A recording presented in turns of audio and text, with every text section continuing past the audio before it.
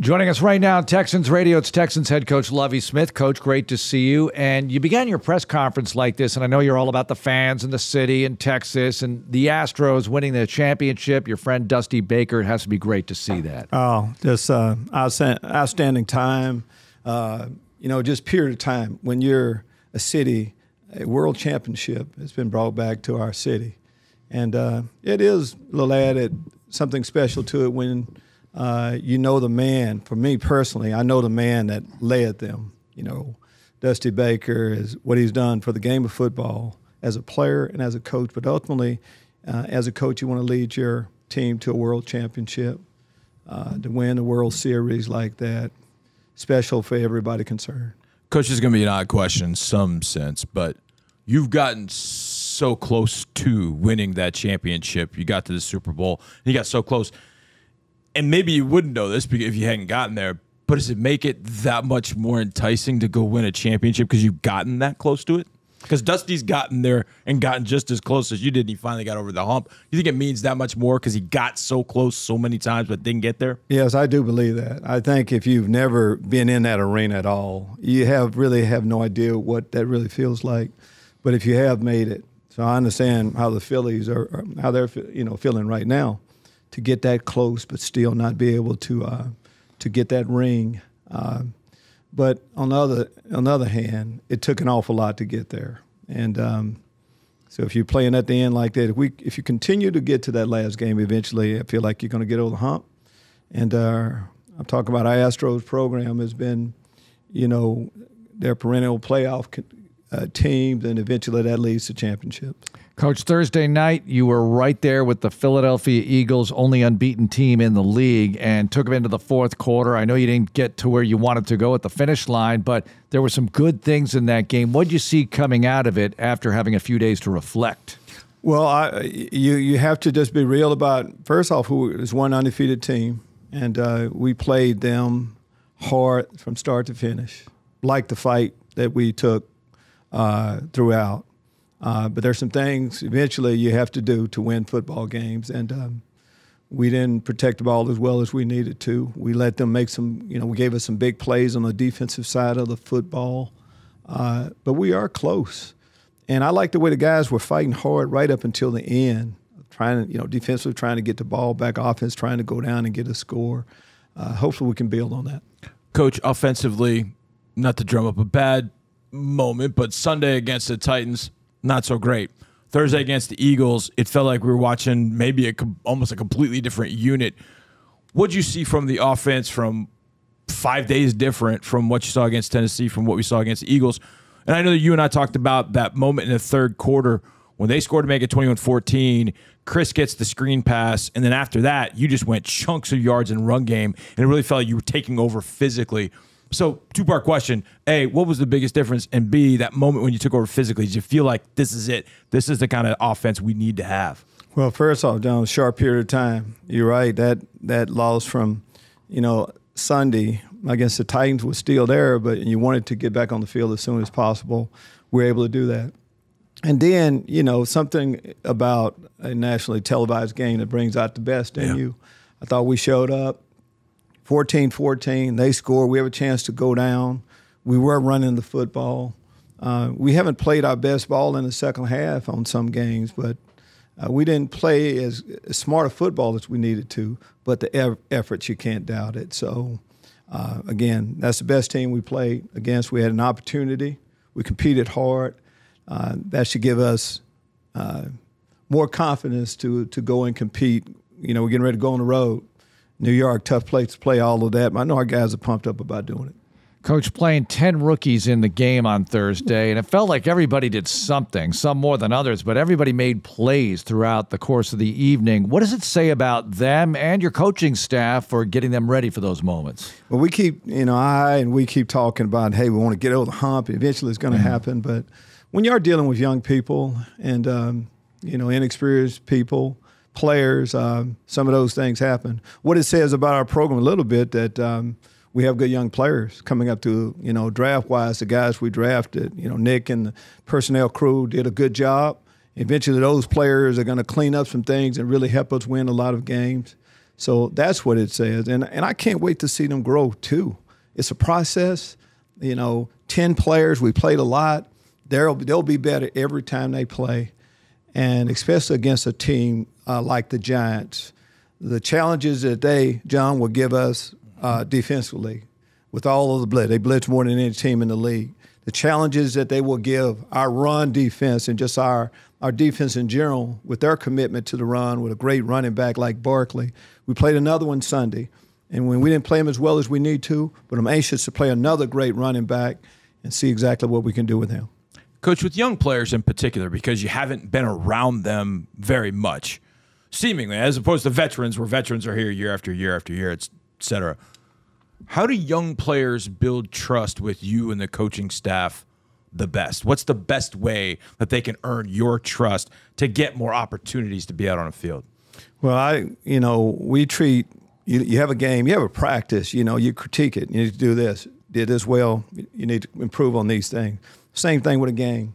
Eventually you have to play well in practice, get a chance to play in the game. You get in the game, now you need to do some things that warrant more time, that maybe warrant a starting position, all of those.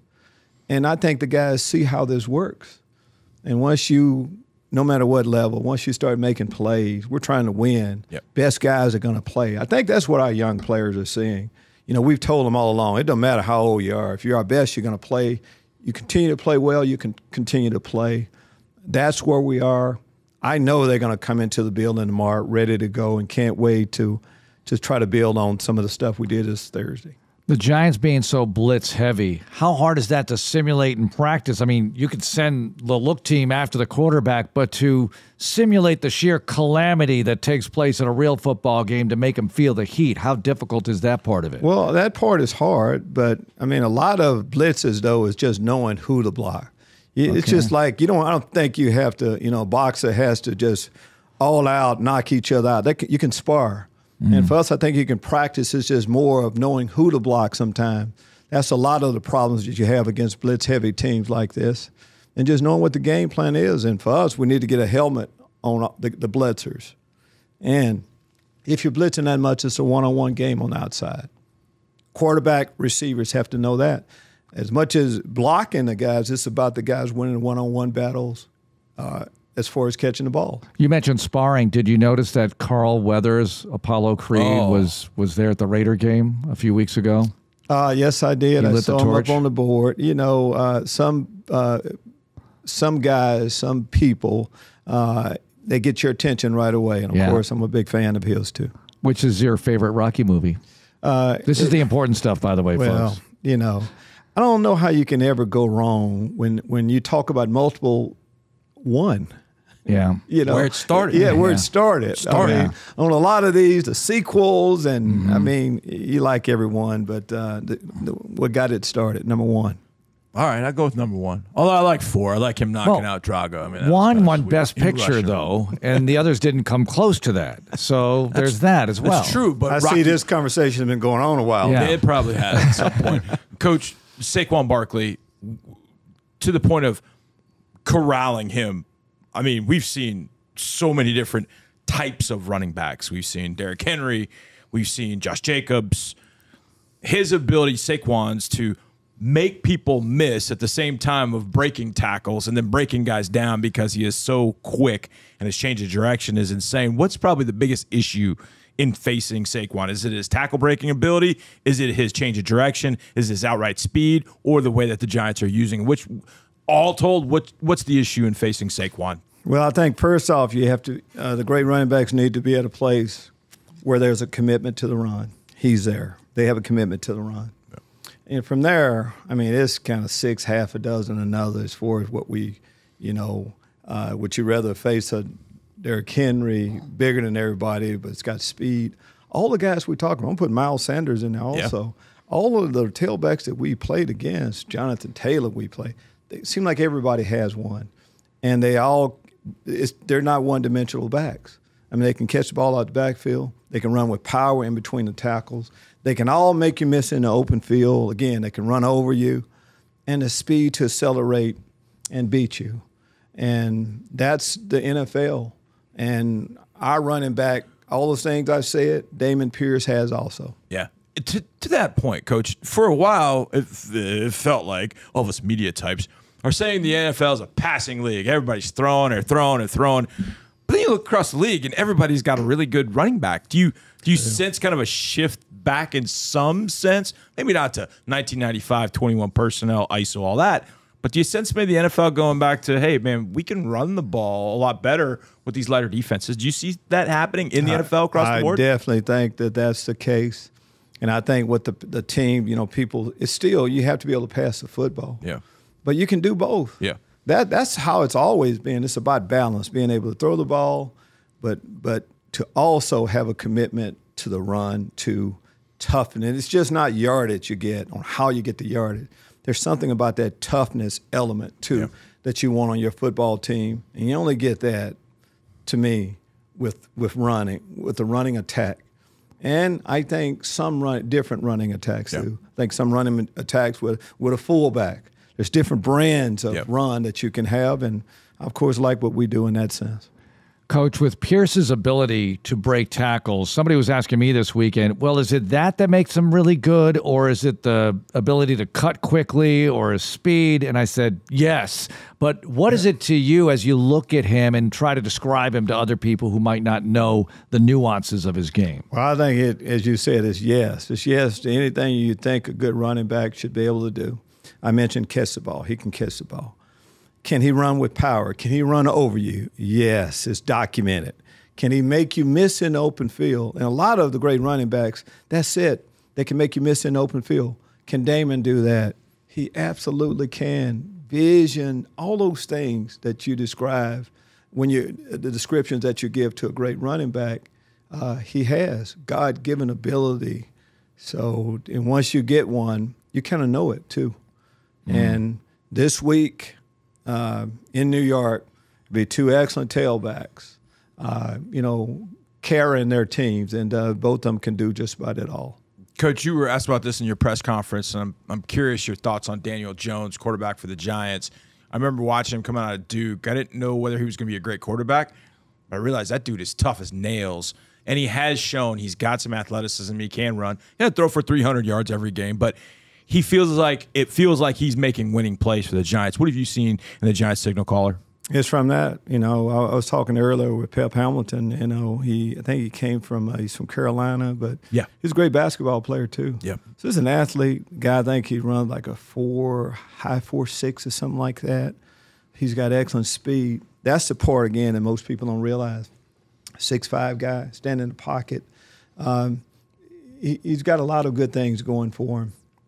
And that, along with a great running attack, makes him pretty tough to deal with. It'll be a big challenge for us. And what I've been most impressed with, him out of the pocket. Initially coming in, you're thinking him in the pocket. Right. But it's more what he's doing out of the pocket.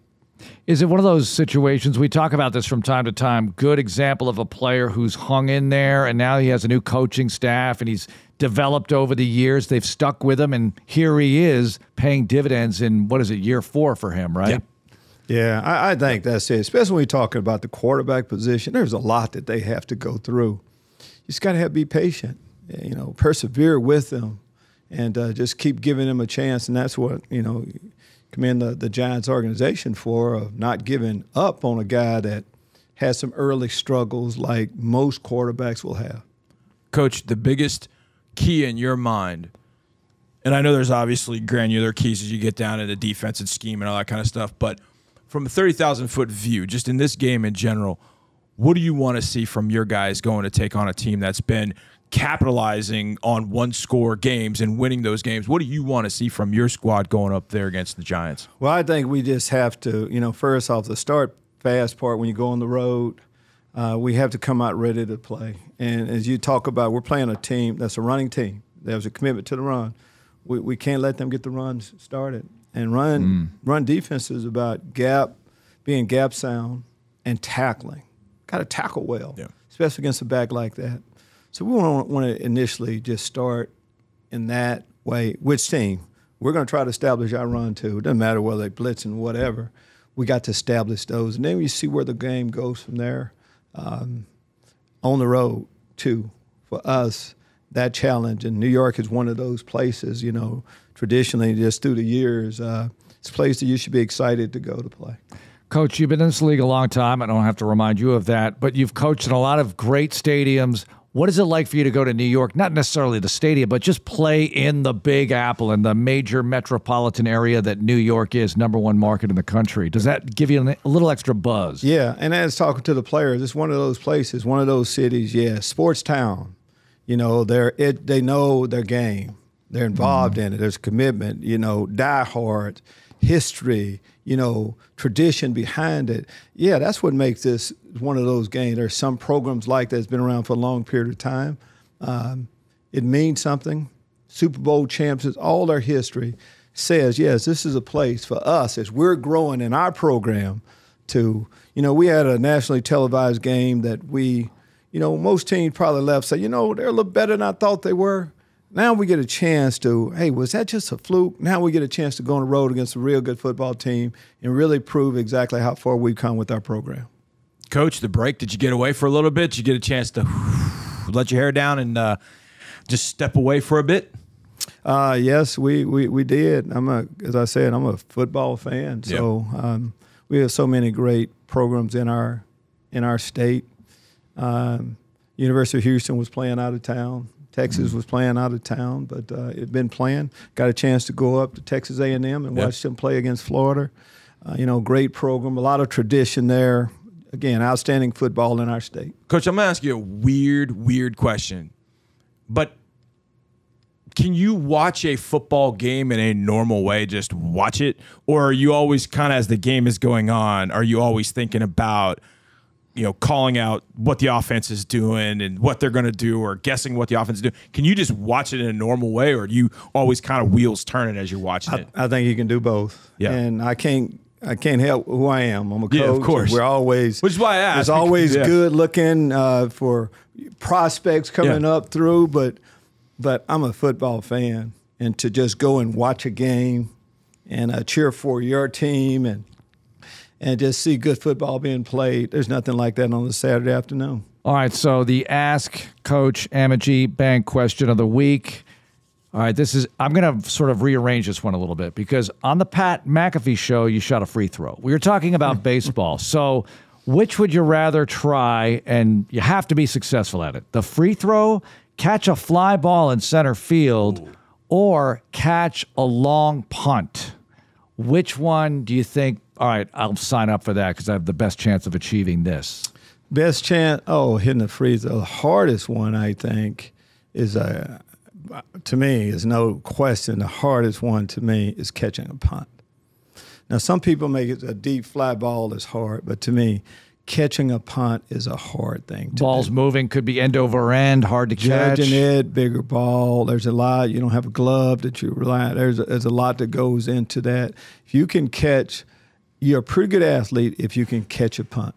Absolutely. Interesting. Yeah, and those balls are not soft. They're not I could Nerf catch balls. them. I just couldn't run with them.